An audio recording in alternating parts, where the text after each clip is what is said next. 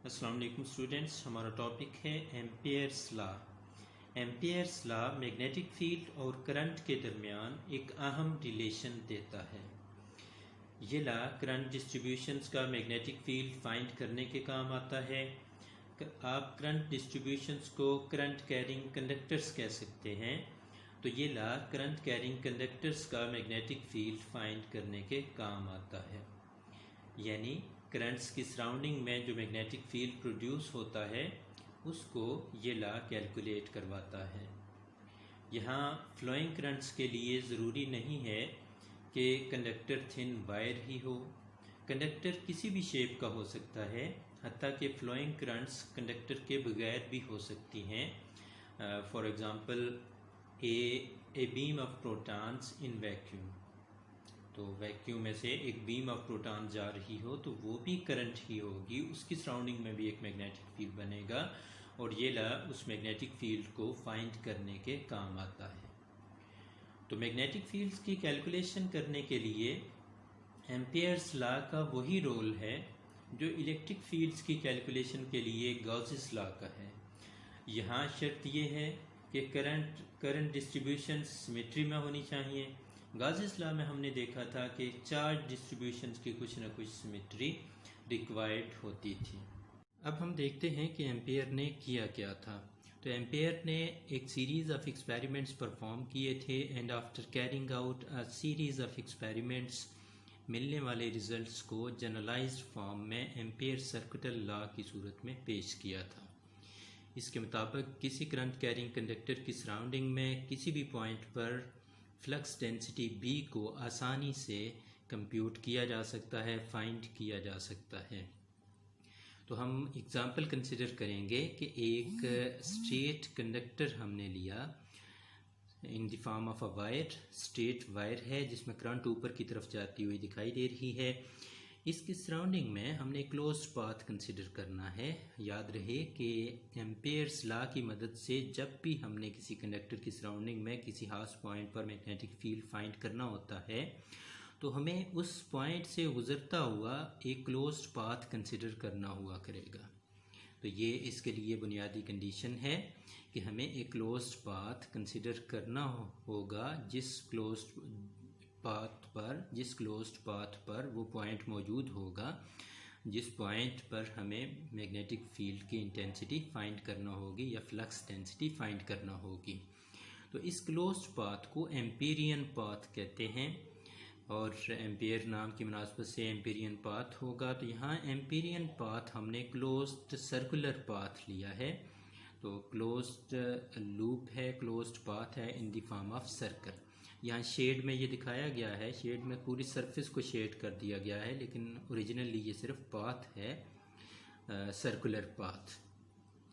तो हमने इस क्लोज्ड पाथ को डिवाइड करना है into large number of small path elements.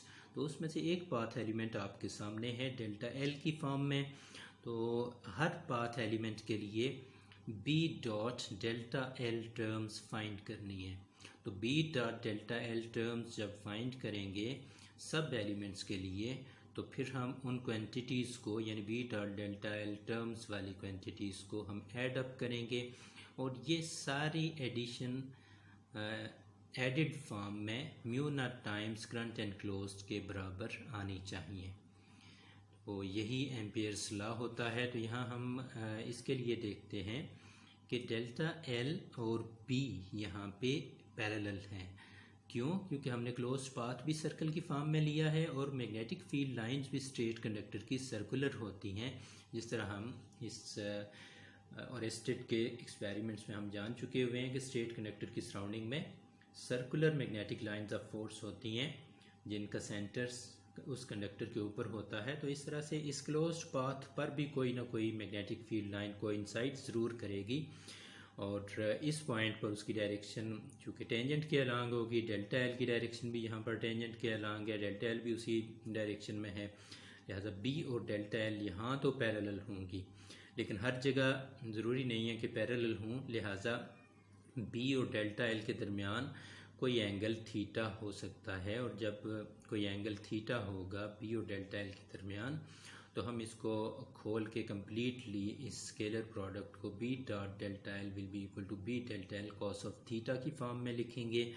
और यहाँ पर याद रहे कि b cos of theta component of b है जो along the element delta l है, यानी component of b parallel to delta l। तो b डॉट डेल्टा l इस तरह से किसको रिप्रेजेंट कर रहा है, product of the length of the element delta l and the component of b parallel to delta l। तो यहाँ थीटा की बात हुई कि यहाँ तो पैरेलल हैं बी और डेल्टा एल, लेकिन हर जगह पैरेलल ज़रूरी नहीं है कि हों पैरेलल ही। जैसा कि इस फिगर में आपको नज़र आ रहा है कि यहाँ हमने क्लोज्ड इर्रेगुलर पाथ लिया है, क्लोज ज़रूर है लेकिन इर्रेगुलर पाथ है। और इसी तरह से कंडक्टर्स भी इर्रेगुलर हो सकते हैं, स्ट्रेट ज़रूरी नहीं है कि हों। तो ऐसे केसेस में डेल्टा एल और बी को हमने देखना है, बी का कंपोनेंट देखना है डेल्टा एल के अलोंग। यहाँ हमने देखा कि बी और डेल्टा एल पैरेलल नहीं है, उनके दरमियान कोई एंगल थीटा है। यहाँ पर भी दोनों के दरमियान एंगल हमें थीटा दिखाई दे रहा है। चूँकि सर्कुलर फील्ड लाइन तो सर्कुलर है लेकिन पाथ हमारा सर्कुलर नहीं है, तो इस जगह भी हमें डेल्टा एल और बी के दरमियान कोई एंगल दिखाई दे रहा है। तो ऐसे केसेस में हमें बी का वो कंपोनेंट लेना होता है जो डेल्टा एल के अलोंग होता है, बी कॉस ऑफ थीटा जिसे हमने कहा। और फाइनली इस पूरे सर्कुलर पाथ के लिए तमाम क्वांटिटीज़ को ऐड करना है, B dot delta L quantities को। तो ये फिर हमारे पास एम्पियर सर्कुलर लॉ की स्टेटमेंट आ जाएगी। तो एम्पियर ने स्टेट किया था that the sum of quantities B dot delta L for all path elements into which the complete loop has been divided equals mu naught times the total current enclosed by the loop। इसको हम इस form में भी पहले देख चुके हुए हैं कि ये डेफिनेशन इसकी आपके सामने है उसी तरह से, और ये सम फॉर्म में मौजूद है। ये दिखाने का मकसद मेन आपका ये है कि साइंटिस्ट एम्पियर का पूरा नाम एंट्री मैरी एम्पियर था और इन्होंने 1826 को ये लॉ पेश किया था। और यहाँ ये सम ऑफ ऑल द क्वांटिटीज़ आपके सामने दिखाया गया है। तो इसमें मेन बुक पर भी इसको हम देख लेते हैं कि ये किस तरह से आपको दिखाई देगा कि पर म्यू नॉट यहाँ पर परमिएबिलिटी ऑफ फ्री स्पेस है, और सिस्टम इंटरनेशनल में इसकी वैल्यू 4 पाई इंटू 10⁻⁻7 वेबर पर एम्पियर पर मीटर आ जाती है। और इसको मैथमेटिकली फिर इस तरह से एक्सप्रेस करते हैं, ये क्वांटिटीज़ का सम है, इसको म्यू नॉट इंटू आई किया है, और यहाँ पर हमने इसको सम फॉर्म में लिखा कि R1 to n टर्म्स हैं आपकी, और आर्थ कोई टर्म है तो ये इक्वल आ जाएगी mu naught times the current enclosed. This is known as Ampere's circular law. अब हम इसका एक स्पेशल केस करते हैं, और स्पेशल केस ये हमारे सामने है कि जब स्ट्रेट कंडक्टर हो और उसकी सराउंडिंग में क्लोज्ड पाथ हमने सर्कल की फॉर्म में लिया हो।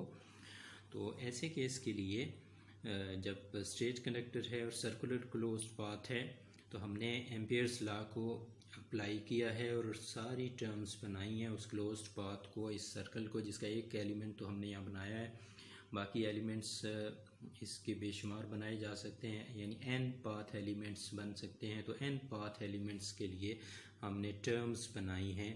पहले पाथ एलिमेंट के लिए डेल्टा L1 इंटू बी हो गया, इसी तरह से b dot delta L2 second path element के लिए है, फिर थर्ड के लिए, फोर्थ के लिए, और फाइनली nth के लिए बनाई term b dot delta L into n।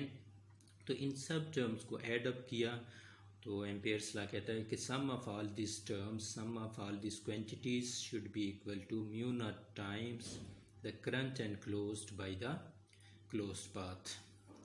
तो इस तरह से इसकी जब इनको खोलें तो B delta L into cos theta आ जाएगा सबके लिए। तो अपने अपना नंबर भी है उनका 1 2 3 to n।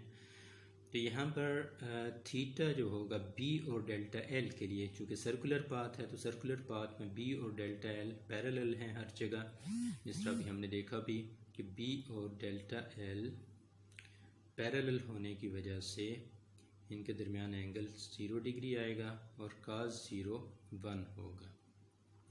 तो cos 0 जब 1 होगा तो इनकी जगह तो 1 आ जाएगा। तो यहाँ B को देखें तो B भी चूँकि distance from the conductor her segment का सेम होगा, सर्कुलर क्लोज्ड पाथ है जिसका सेंटर कंडक्टर के ऊपर है और कंडक्टर से मैग्नेटिक फील्ड आ रहा है। तो चूँकि डिस्टेंस बराबर है इसलिए B की वैल्यू भी सेम होगी तमाम सेगमेंट्स के ऊपर।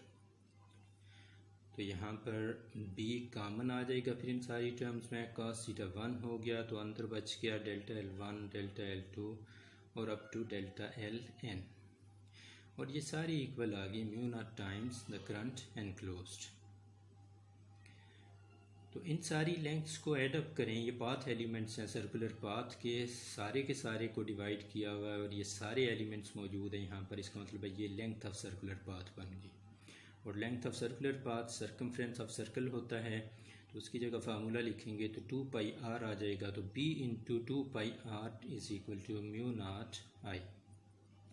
2 पाई r को इस साइड पर ले जाएं तो b will be equal to mu naught I by 2 pi r हो जाएगा। और यहाँ से फिर ये चीज़ ऑब्वियस है, ये सर्कुलर क्लोज पाथ और स्ट्रेट कंडक्टर के लिए हमारे पास मैग्नेटिक फील्ड इस तरह से कैलकुलेट हो जाएगा, जिसमें मैग्नेटिक फील्ड डायरेक्टली प्रोपोर्शनल है करंट के, मैग्नेटिक फील्ड इन्वर्सली प्रोपोर्शनल है डिस्टेंस फ्रॉम द कंडक्टर के, और म्यू नॉट और 2 पाई यहाँ कांस्टेंट के तौर पर आए हैं। यहाँ से ही इस लॉ को बियो-सेवर्ट्स लॉ और एम्पियर्स लॉ को मिक्सअप करके थोड़ा जन आम फैम में इस तरह से अमूमन लिखा जाता है कि B is proportional to I। हमें पता है कि करंट और मैग्नेटिक फील्ड, करंट के साथ मैग्नेटिक फील्ड का डायरेक्ट रिलेशन होता है और डिस्टेंस के साथ इन्वर्स रिलेशन होता है। तो B प्रोपोर्शनल टू I हो गया, B प्रोपोर्शनल टू 1/r हो गया। तो इन दोनों को कंबाइन कर दें और फिर सम अप कर दें ऑल अराउंड द पाथ, तो ये चीज़ बन जाती है। तो इस फॉर्म में बहुत सारी जगहों पे लिखा होता है।